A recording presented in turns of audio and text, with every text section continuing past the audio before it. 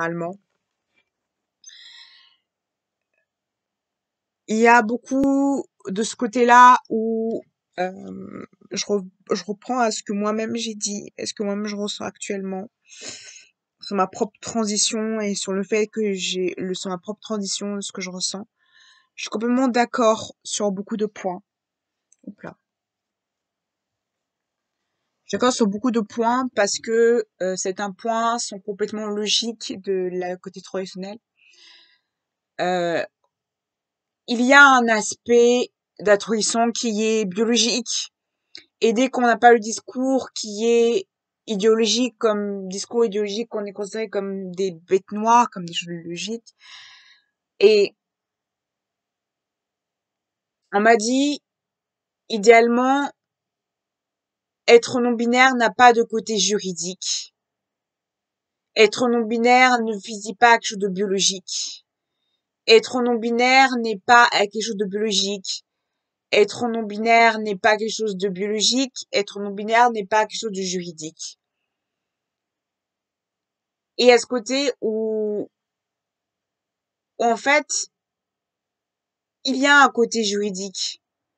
Parce que si t'as pas ce côté de loi, moi j'ai l'impression que par exemple, je manque de loi. Le fait que je n'ai pas de côté juridique fait que je suis comme j'ai pas ce côté juridique. Le côté juridique, c'est ce côté-là où juridiquement, tu n'es pas considéré comme un homme juridiquement. Donc tu n'as pas les droits d'un homme. Et t'as le droit d'une femme. Mais en même temps, tu perds ce droit de femme en étant non-binaire. Et on va se baser sur la biologie. Il y a ce côté où on me dit, est-ce que biologiquement vous êtes un biologique? Et biologiquement, je suis entre les deux.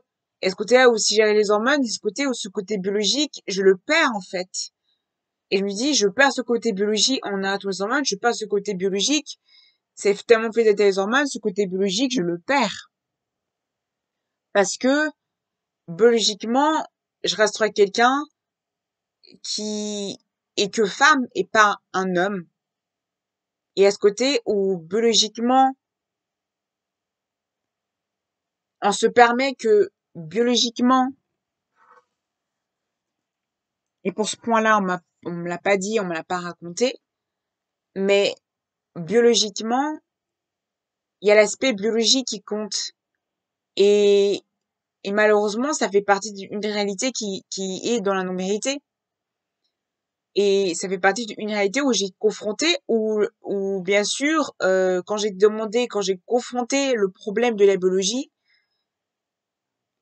on m'a dit, quand j'ai confronté les difficultés misées à la misogynie que je peux vivre en tant que personne non binaire, euh, quand j'étais confrontée quand j'étais confrontée au fait du côté juridique, qui était le fait que d'un point à un autre, je perds mes droits de femme et je n'ai pas droit d'homme. C'est-à-dire que je peux pas me déclarer comme un homme vu que je n'ai pas de droit d'homme, en fait. Je n'ai pas ce droit.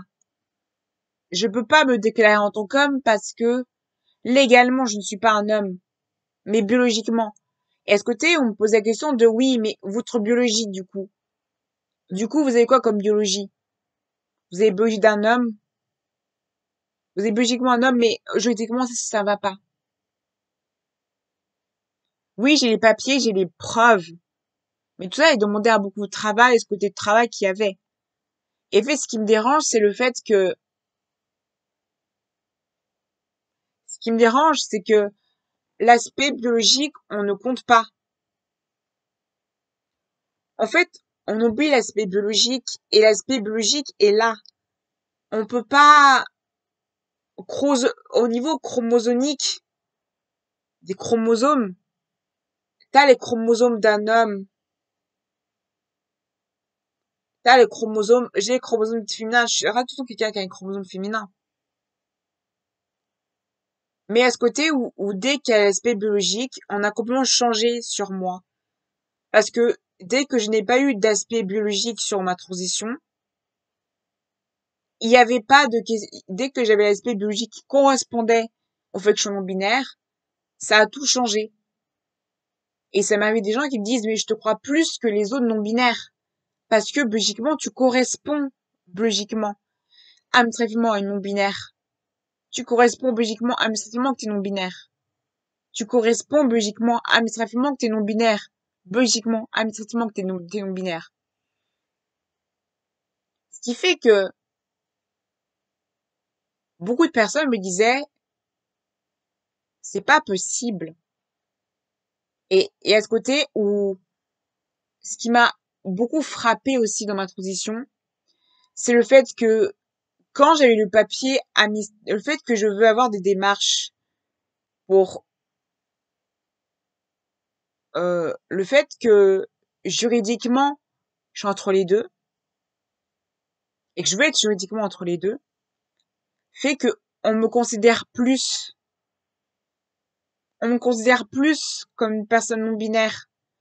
On a plus de considération et les gens me croient plus, sont plus dans le côté où ils me croient plus, ils me considèrent plus. Et les gens ne sont pas autant discriminants et aussi, ils sont beaucoup plus dans la croyance de ce que je dis. Et il y a ce côté où fait que vu que ma biologie compte et que le côté juridique compte, on va pas douter. On va pas douter de moi. Parce que, est-ce côté juridique. Et si je réussis à correspondre juridiquement et légalement et pénalement que je suis non-binaire, on va encore plus me considérer. Parce que pour eux, ça correspond à ma biologie que je suis. Le fait que je corresponds biologiquement à ce que je suis non-binaire fait que automatiquement on me correspond à la biologie. On correspond juridiquement à qui je suis. Et ce qui fait que cette réalité-là de l'aspect biologique était compliquée, était difficile pour les gens d'accepter. Parce que le fait que je voulais avoir ces envies de correspondre biologiquement entre les deux, biologiquement, biologique, non seulement biologique et juridique, pour que j'ai des droits d'homme et pour que j'ai des droits femmes, parce que je n'ai pas de droits d'homme. Je peux pas me dire j'ai des droits d'homme parce que je n'ai pas ces droits-là d'homme. Parce que je reste une femme.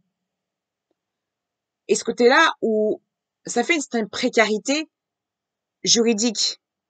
Une précarité que je peux avoir. Une précarité du fait que je suis considérée. Et c'est comme si j'étais sans papier parce que oui, j'ai les droits de femme, mais pas complètement. Parce que je perds ce droit de femme en étant hormonée. Et c'est ce côté-là, c'est comme si j'étais une femme qui prend des hormones d'homme.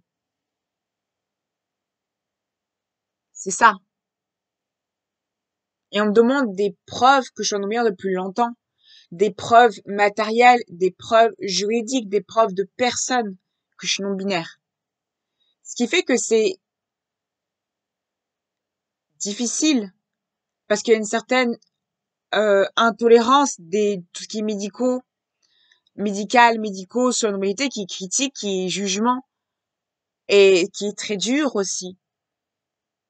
Mais à ce côté aussi où juridiquement, je peux pas me considérer comme un homme juridiquement parce que si jamais il m'arrive quelque chose, je ne suis pas protégée pour ça. Je reste une femme, malgré que j'ai la pudicité, malgré que j'ai une pomme d'Adam, malgré que j'ai une pudicité, que j'ai une pomme d'Adam, que j'ai tout que j'ai pas les parties génitales d'un homme, que je n'ai pas un torse d'un homme. J'ai pas ça qu'un homme doit avoir de base. Je n'ai pas ça. Je n'ai pas qu'un homme doit avoir. Un homme doit avoir des testicules, la partie génitale qui correspond, qui est quelque chose qui peut faire, qui peut avoir un enfant. Moi, j'ai pas tout ça. Et c'est là où justement on te pousse aux opérations, on te pousse à faire des chirurgies, on te pousse à faire des chirurgies, on te pousse à faire des choses que tu ne veux pas faire. Et c'est là où on te pousse à faire.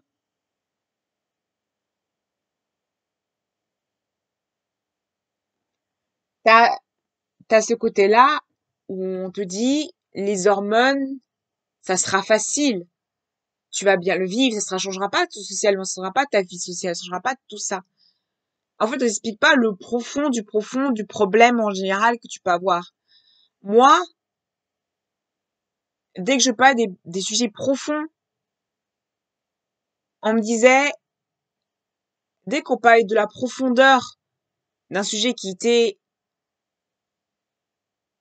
la non-binarité, aux profondeurs, dès qu'on parlait, dès qu'on parlait de la parenté, dès qu'on parlait de sujets profonds de la fertilité, ce qui se peut passer en profondeur de la fertilité, on me disait que dès qu'on parle du profond, on va y parler que du côté idéologique, du côté où, du côté où ils ont une vision. Mais dès qu'on parle du profond de la vérité, du sujet de la vérité, historiquement, culturellement, la non-vérité de manière culturelle, historique, et le fait que je parle historiquement, le fait que je débat, était un problème.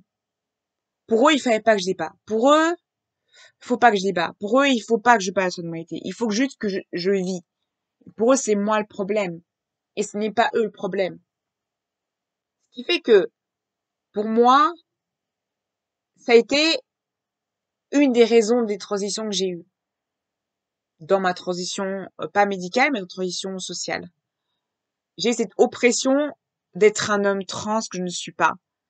Oppression d'être un homme trans, oppression des communautés LGBT qui voulaient que je sois quelqu'un que je ne suis pas. Au niveau comportement, au niveau médical, au niveau comportemental, au niveau de quelqu'un que je n'étais pas. Au niveau comportemental, au niveau social, au niveau du comportement que je peux avoir avec les gens. Non. Il fallait que je me comporte comme eux voulaient que je me comporte. Il fallait que j'ai il fallait que j'ai un protocole qui soit eux que voulaient le protocole médical. Pas ce que moi je voulais, mais que eux voulaient au niveau protocole médical. Ce que eux voulaient au niveau protocole médical. Ce que eux voulaient.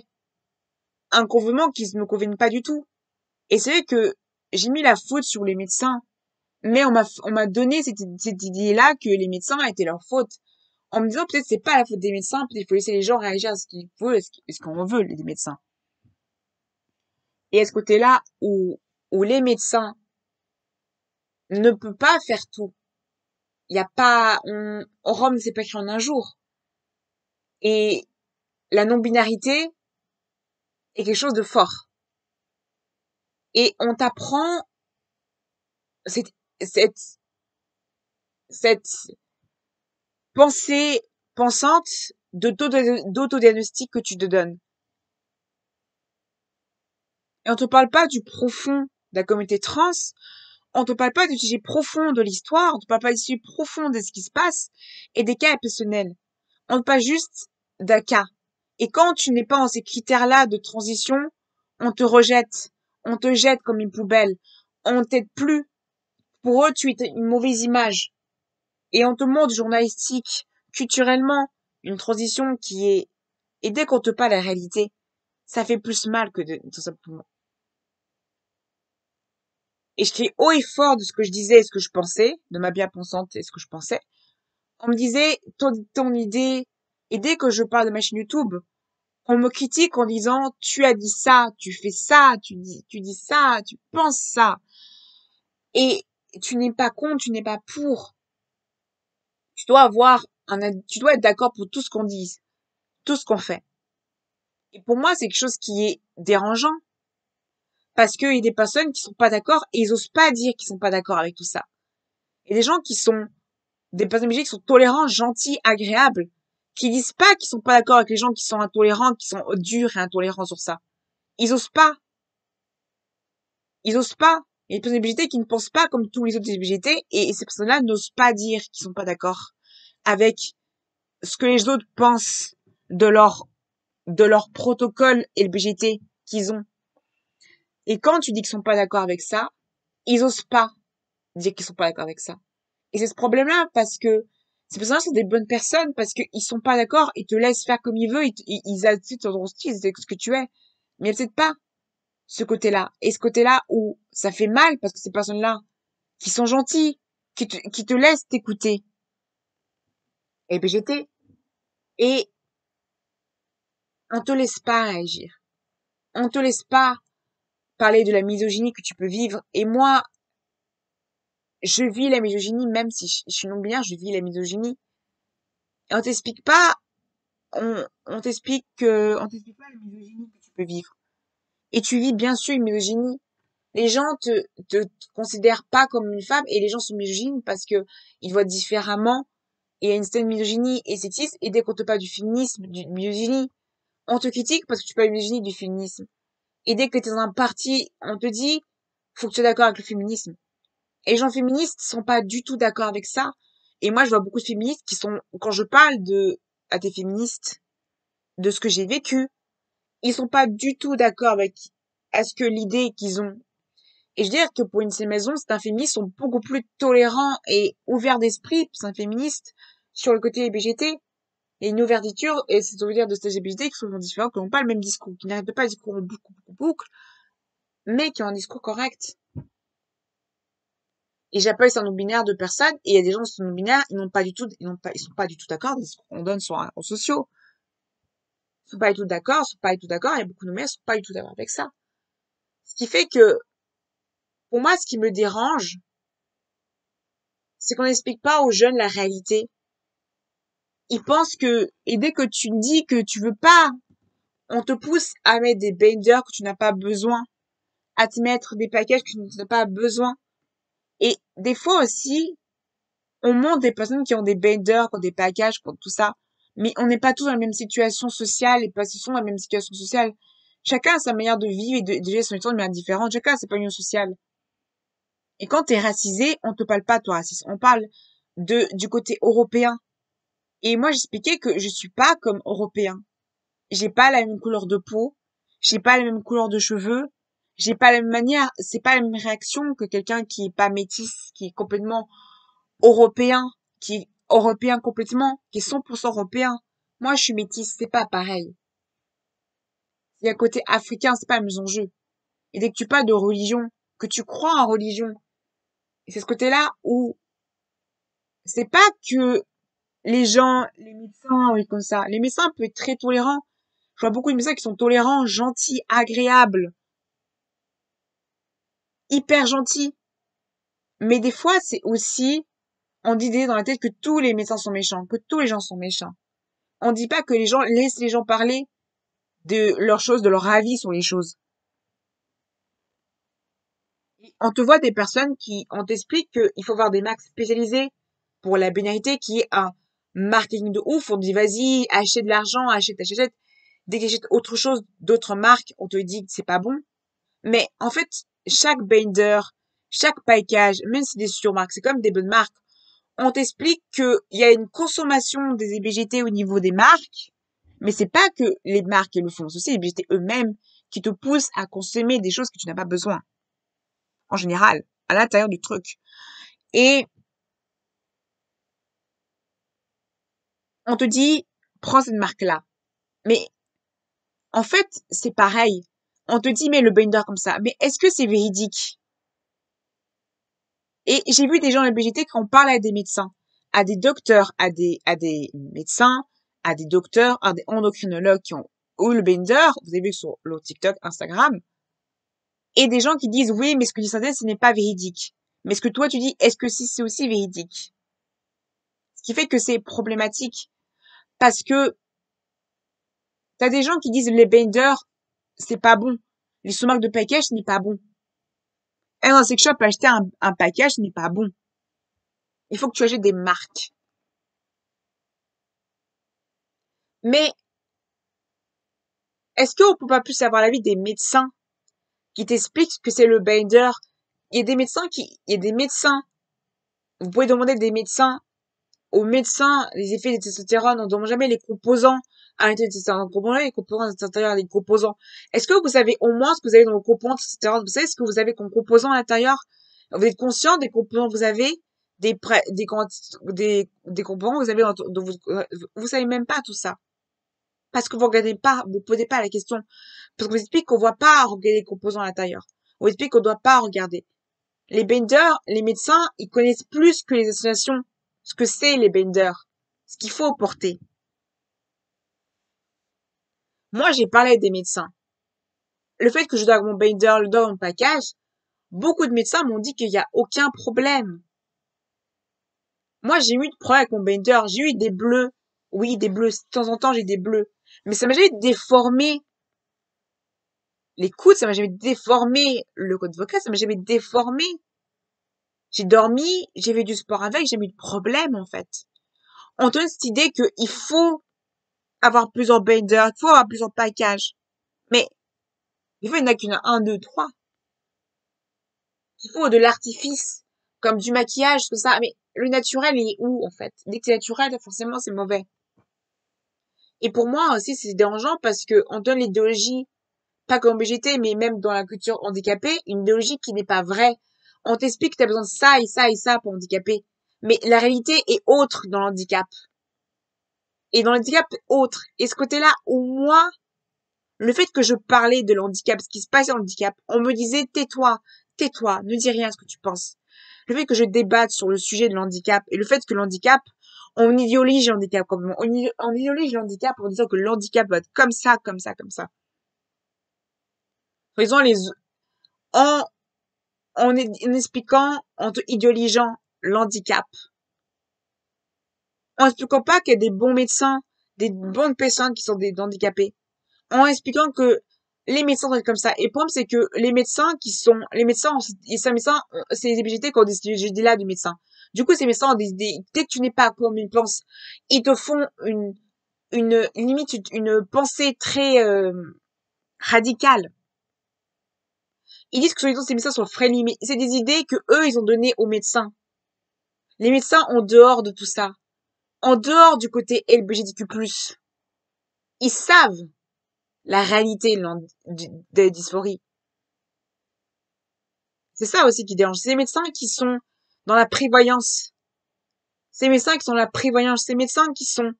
Il y a des médecins qui sont dans de l'idéologie LGBT. Dans l'idéologie du handicap. Qui est de handicaper, de victimiser le handicap. De nous rendre en couple handicapé en nous mettant comme ça. C'est un genre d'handicap. Je dis pas que c'est général. Mais,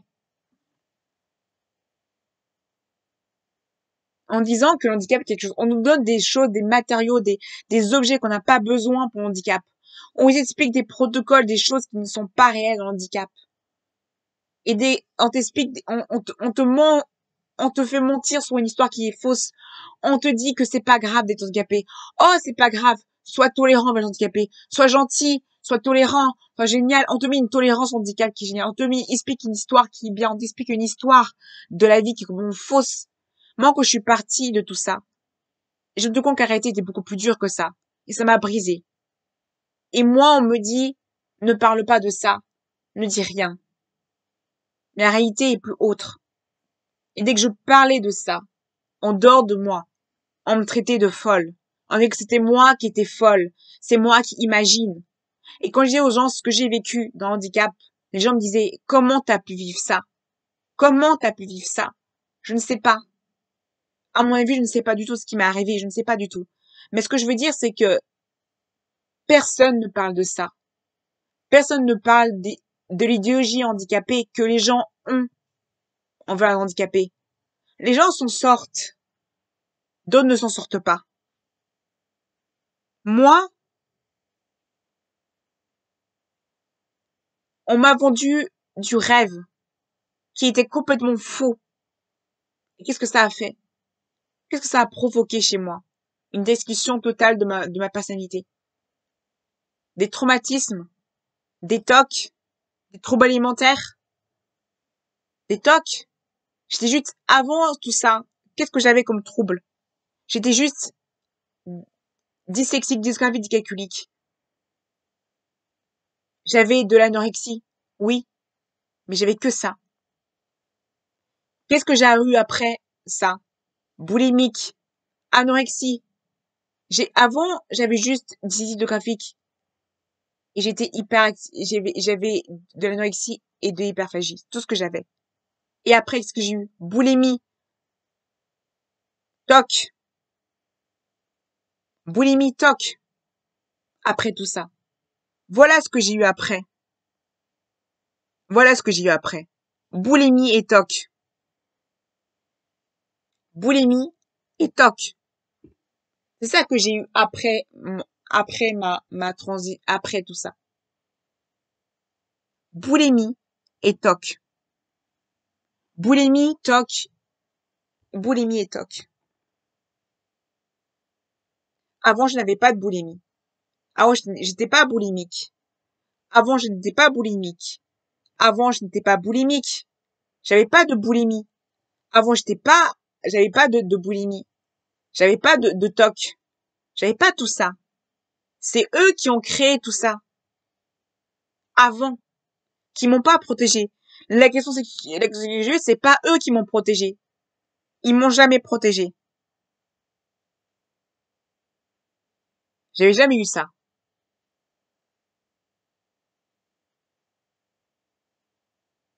C'est eux qui ont fait ça. C'est eux qui ont créé ça chez moi. Avant, je n'avais pas tout ça. Les gens vont vous dire comment j'étais avant tout ça. J'étais une personne complètement différente. Et ça, on me l'a pris. On a pris le lycée. On me l'a pris le collège. On m'a pris le lycée, on a pris quoi? On a pris le bac, on a pris l'université. Voilà ce qu'on m'a pris. J'étais un oiseau en cage quand on m'a pris la liberté. C'est comme si j'étais en prison. C'est pareil que la prison. C'est comme si j'avais une peine de prison que j'étais enfermée. On m'oblige. C'est comme les gens qui sont enfermés de force en hôpital psychiatrique. C'est pareil. On te force. Je vous rendez pas compte combien ça fait mal. Combien c'est douloureux. Toute ma vie, j'aurais cette liste, cet affichage que j'ai fait ça. Ça partira jamais de ma vie. Vous vous rendez compte combien c'est douloureux de dire que toute ta vie, tu as un marqueur de l'école où tu étais avant.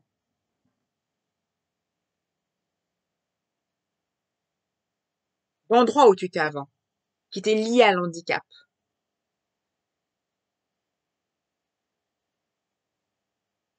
Combien une détruction peut être douloureuse et peut être difficile.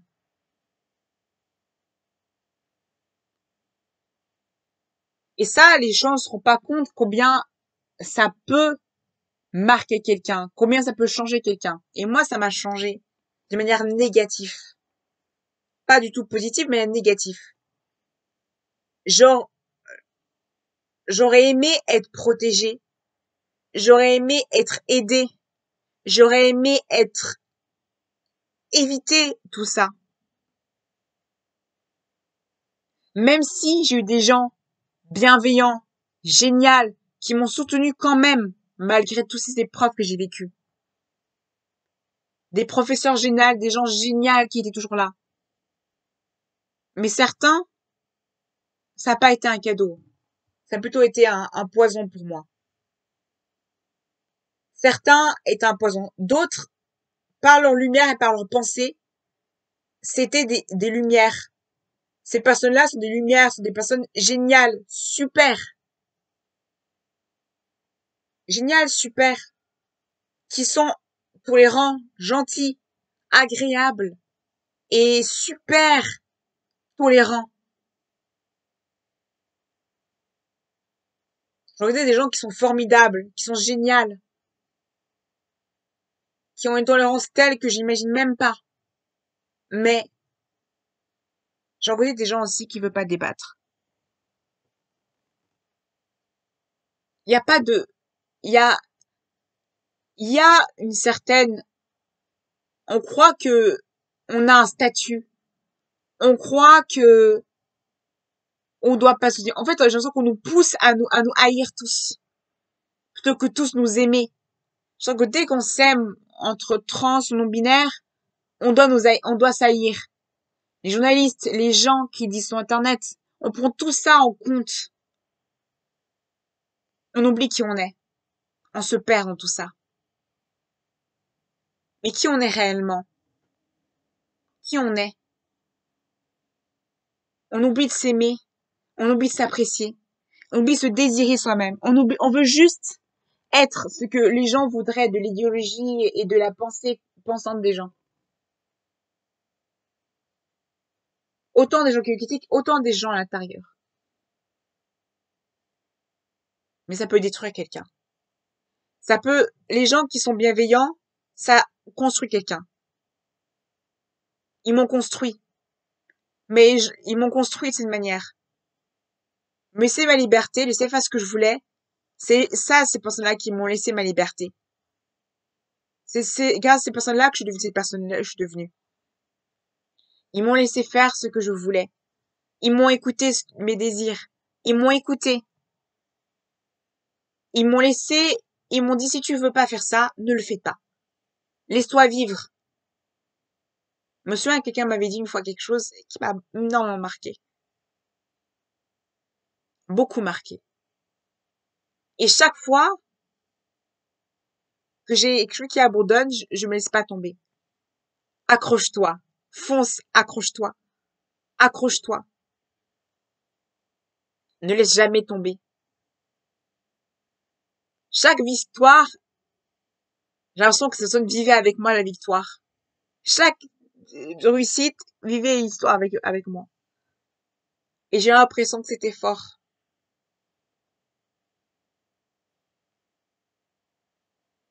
Je me souviens que ce qui m'a marqué, c'est laisse-moi. C'était cette question très pensante qui était intéressante. C'était si tu veux pas le faire, laisse-toi vivre. Stop et laisse-toi vivre. Stop tout et laisse-toi vivre. Et ça m'a toujours marqué. Parce que, pourquoi ça m'a autant marqué? Parce que pour une fois, on m'a laissé faire ce que je voulais. Sans me poser trop de questions. En me laissant juste vivre ce que je voulais vivre. En me laissant penser ce que je voulais penser. Me laisser vivre. Et pendant tout ce moment, j'ai fait une pause. De voir tous ces médecins, machin. J'ai vécu à fond. Et ça a été un énorme bulle de bonheur. Et ça a été le moment où je me suis dit, waouh, je crois que ces personnes, je n'aurais jamais fait ce que j'ai fait. Sans ces messages de personnes, j'aurais jamais réussi à ce que j'aurais fait. Ces personnes-là ont réussi à me faire du bien. Un petit message gentil. Un petit message gentil. Un petit message. Et on m'a dit, n'abandonne jamais. Fonce. N'abandonne jamais. Laisse-toi vivre. Vis. Et tu t'en fous. Déjà, quelqu'un, j'avais parlé et dit, si tu veux changer, tu peux toujours changer. Tu peux toujours laisser faire. Écoute-toi. Laisse faire ce que tu veux. Si tu veux changer, change. Tu veux arrêter, arrête. Mais laisse-toi vivre. Ça a été quelque chose qui m'a énormément marqué. Ça m'a changé de tout au tout. Non seulement ça a changé ma manière de penser, et ça a changé ma manière de penser de choses. Si on m'avait dit ça plus tôt, je crois que ça m'aurait aidé. Qu'on me laisse faire ce que je veux. Qu'on me laisse vivre, exprimer le genre comme je voudrais. Sans me poser, sans de limitation. Sans de porte. Et cette personne-là m'a ouvert ça. Et chaque fois que j'abandonne, je me dis, dis-toi que tu peux. Lâche pas l'affaire. Parce que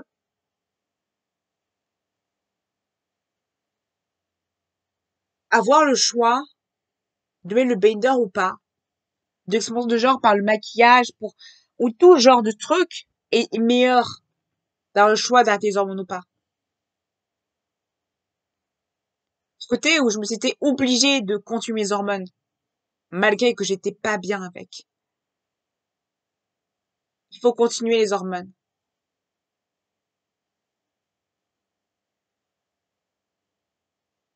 Ce côté où t'es obligé à prendre les hormones jusqu'au bout. Parce que c'est bougé. Et je me souviens, c'est queer, gender queer, il disait, c'est pas grave si t'arrêtes les hormones. C'est pas grave. Ah, c'est ok, ça va. Ça va. C'est pas grave si t'arrêtes les hormones. Ne culpabilise pas pour ça. Et, et je me souviens de cette phrase temps par temps qui m'a énormément marqué. Et chaque fois, je lis en boucle cette phrase qui marque, même si en anglais, laisse le temps, ça va passer. Marquer cette phrase que je lis chaque fois et je regarde en boucle ces vidéos, en boucle. Je sais, c'est gênant, regarder en boucle ces vidéos, je sais, c'est gênant, regarder chaque fois en boucle, quelque chose de nouveau, mais euh, je regarde en boucle ces vidéos en boucle en me disant, il a tellement raison pour ce point-là. Et, et je me dis que c'est tellement raison pour ce point-là et le temps fait beaucoup l'affaire.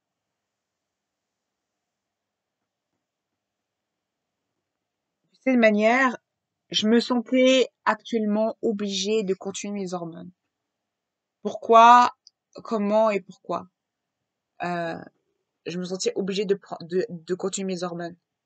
Je me sentais obligée de continuer mes hormones parce que je me sentais obligée de les continuer. Je me suis sentie à un moment ou à un autre obligée de continuer mes hormones, de continuer mes hormones, de continuer de prendre l'hormonothérapie et de continuer pour les hormones. Malgré que une partie de moi me disait, Ray, ça va pas du tout. Je me disais, Pacifique, ça va pas du tout. Pacifique, ça va pas du tout. Tu vois que ça va pas. Tu sais que ça va pas. Pourquoi tu ne continues pas? Pourquoi tu ne fais pas quelque chose pour que ça aille mieux?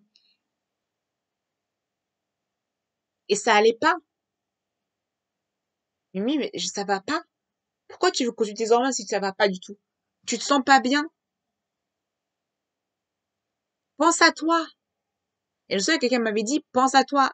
Et c'est toi la priorité en premier. C'est pas les autres, c'est toi qui penses en priorité.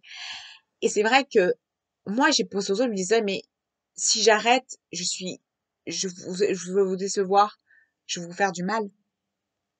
Et j'ai pas eu ce choix en mode, vas-y, time code, je vais forcément faire bien.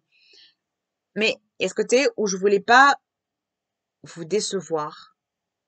Et je voulais pas décevoir les gens qui me soutenaient. En me disant, voilà, j'ai arrêté les hormones pendant un moment et ça va aller. Et où je prends le dosage beaucoup plus petit, quoi, beaucoup plus mini, beaucoup moins de temps.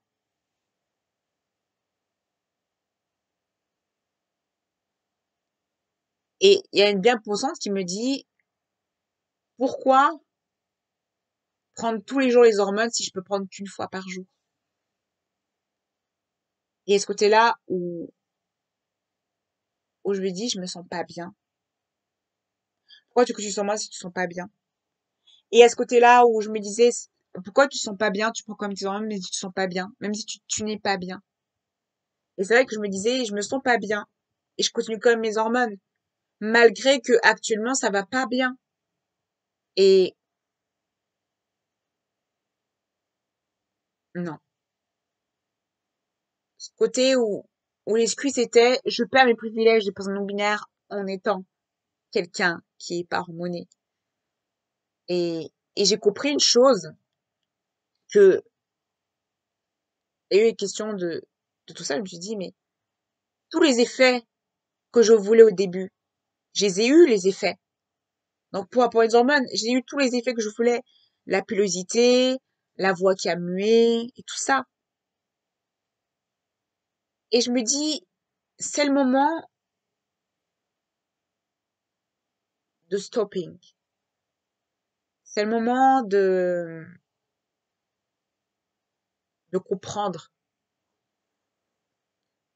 Et, et c'est pareil que quand j'ai arrêté quand j'ai arrêté le Mupirtu, qui est un médicament que je prends pour les angoisses et l'anxiété, j'ai arrêté, je me suis dit, je veux pas continuer. Il faut que j'arrête parce que ça se voit très bien que ça me va pas du tout. Que je ne suis pas bien, que j'oublie des choses, que je suis pas bien, que je suis pas en forme. Et j'ai dit, je continue quand même. Et j'ai pris le correctif, j'ai dit quand même, je continue le correctif même si je suis pas bien. Et je me suis dit, non, non, arrête, stop. T'as essayé, tu peux pas obliger ton corps à qui peut pas.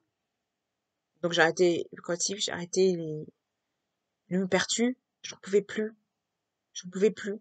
J'étais là, j'arrête, j'en peux plus, j'arrête. Et, et, je peux plus, j'arrête. J'arrête parce que je me dis, il y a que un dernier recours. Il y a ce côté-là où je me suis dit, et ça m'est arrivé d'arrêter le testostérone. Ça m'est arrivé dans son médical d'arrêter le testostérone. Ça m'est déjà arrivé de prendre une pause. Et ce côté-là où je culpabilisais d'avoir arrêté. J'étais en train de culpabiliser en mode, j'ai arrêté mes hormones, qu'est-ce que j'ai fait, c'est mauvais. Et je me dis, mais t'as toujours dans ton sang les hormones. Les hormones sont toujours là dans ton sang. Ça va pas partir du jour au lendemain comme ça, les hormones. Hein. Ça part pas du jour au lendemain. Et, et, et moi, je culpabilisais d'arrêter mes hormones. Vous voyez la culpabilisation qu'on me donne. Et on m'a tellement culpabilisé de me dire, t'arrêtes tes hormones, c'est mauvais, c'est pas bien, que pour la période la plus heureuse de ma transition au niveau hormonal, c'était que j'avais le choix de me doser comme moi je voulais me doser. Même si, en guillemets, ce n'est pas bien de le faire. De pas prendre une dose régulière. Mais à un moment, je prenais une dose régulière de testostérone, mais je me laissais le choix d'arrêter des moments, de faire des pauses pour que mon corps se repose un peu, parce que je sentais que mon corps, des fois, il est sur-hormoné. Il a besoin d'avoir des pauses, il a besoin d'avoir des breaks, des moments où il peut se reposer. Et ça, j'expliquais ça et on n'a pas compris. En disant, mais comment tu peux arrêter tes hormones? C'est pas possible. Ce n'est pas vrai. Tu peux pas arrêter tes hormones. Arrête. Faut que t'arrêtes faut que t'arrêtes de faire des pauses, tout ça. On me dit, j'ai droit. Moi, j'ai dit, j'ai le droit de faire des pauses dans mes hormones. J'ai pas envie de prendre temps. Oui, mais ça veut pas dire que t'es hormone depuis un an, c'est ça. J'ai dit, j'ai le droit de faire des pauses hormones. J'ai le droit. J'ai le droit pensant parce que c'est mon corps. C'est moi, ce que je veux faire avec mon corps. Vous n'avez pas le droit de me faire le juge en disant qu'est-ce que vous voulez de mon corps. Et ce côté-là où même mes médecins me laissent faire ce que je veux. Pourquoi vous voulez pas laisser faire ce que je voulais? Et c'est pour ça aussi je rebondis sur le fait que les médecins acceptent que je fais des pauses. Pourquoi vous n'acceptez pas que je fais des pauses? Moi, je fais des pauses hormonales et tout ça.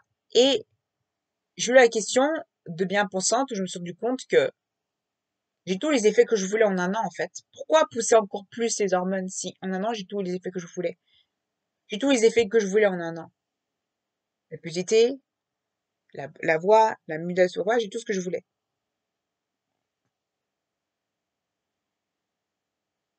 Et moi, je me dis, un jour, et je me suis dit, maintenant, c'est le moment de vivre avec ton corps comme ça, naturel, nude, sans préavis, comme ça. Une fois, j'ai arrêté j'ai oublié une seule fois les hormones et j'ai culpabilisé à mort. J'ai pleuré, j'ai pleuré, j'ai pleuré. C'est pas normal. C'est pas normal de pleurer pour tes hormones. Parce que tu n'as pas tes hormones. Et je suis complètement hystérique parce que j'avais pas mes hormones. C'est pas normal. Et je vous promets, euh, dès que vous avez les hormones, on vous fait culpabiliser à mort quand t'as des hormones. On vous fait culpabiliser. Mais il faut pas culpabiliser. C'est pas grave, chouchou. Ah, les hormones, c'est pas grave. T'as pris des bloqueurs, c'est pas grave. T'as des bloqueurs d'hormones, c'est pas grave. Moi, j'ai dit, j'ai juste je vous disais, il faut penser au pensant. Je ne sais pas parce que j'ai des hormones que ça fait que je suis pas hormonée. Et si je prenais que beaucoup moins de dosage, qu'est-ce que ça arriverait? On m'a fait culpabiliser le fait de prendre d'hormones. Je pense qu'on m'a fait vachement culpabiliser de... Je pense que la culpabilisation qu'on m'a faite, je pense, c'est... J'ai appris qu'il faut pas culpabiliser pour rien. Ni aux hormones, ni sur sa transition, ni c'est pour rien. Faut pas culpabiliser. Et il y a des gens qui détransitionnent qui, 1 an, 2 ans, 3 ans, et qui ont la voix mue, qui ont une grosse voix, et tout ça, et décidant de finalement arrêter. Il y a des personnes, par exemple, ils veulent tomber enceinte, ils veulent avoir un enfant, donc ils arrêtent les hormones, et après, ils reprennent les hormones après. Et c'est une transition comme une autre. Il y a des personnes où ils ont plus possibilité d'avoir un enfant, ils ont besoin d'avoir un enfant. Et ça veut pas dire que c'est une mauvaise transition. Ça veut dire que ils ont besoin actuellement d'avoir un enfant, donc ils ont besoin. Et ça veut pas dire que leur transition n'est pas, ça veut pas dire que c'est une mauvaise transition. Ça veut juste dire que t'as juste besoin de prendre ton temps. Des fois, il y a des gens qui ont besoin de 3 ans, 2 ans, 3 ans de transition. Non, mais des gens, par exemple, ils ont fait des transitions. Genre, il y a des gens qui ont pas eu des trans qui ont pas eu de transition, tu vois. Moi, j'ai vu, par exemple, beaucoup d'exemples de détransitionnaires qui ont repris les hormones après. Mais et alors? Ou de personnes qui ont fait une mixomie, ils ont pas été et alors? Tu vas pas mourir pour ça, t'as pas pris de transition, voilà. Et alors? Oui, il y aura peut-être des conséquences juridiques, sociales et psychologiques et sociales, tout ça. Mais dis-toi que il faut te dire que c'est pas grave. Et même au niveau médicaments pour le handicap, c'est pareil. Genre, c'est pareil aussi, je dirais. Voilà, c'est pareil. C'est vrai que beaucoup de gens culpabilisent vachement d'arrêter leurs médicaments, mais franchement, arrêtez-leur. Moi, quand j'ai enlevé l'implant, on m'a fait beaucoup culpabiliser en disant, oui, t'as enlevé l'implant, c'est pas possible. Mais j'étais en mode, je vais pas culpabiliser parce qu'on a enlevé l'implant. C'est pas grave. J'ai enlevé l'implant, c'est pas grave. J'ai enlevé mon implant correctif. Qu'est-ce que c'est comme problème? Il y a quoi? Voilà. Pour moi, on ne doit pas culpabiliser les gens parce qu'ils sont hormonés ou pas. Faut pas culpabiliser les gens. Ils prennent des hormones. Voilà. Ils sont hormonés. Voilà. Et il y a des gens qui sont hormonés que 3 ans et après ils ont les hormones, des fois 1 an. Et alors?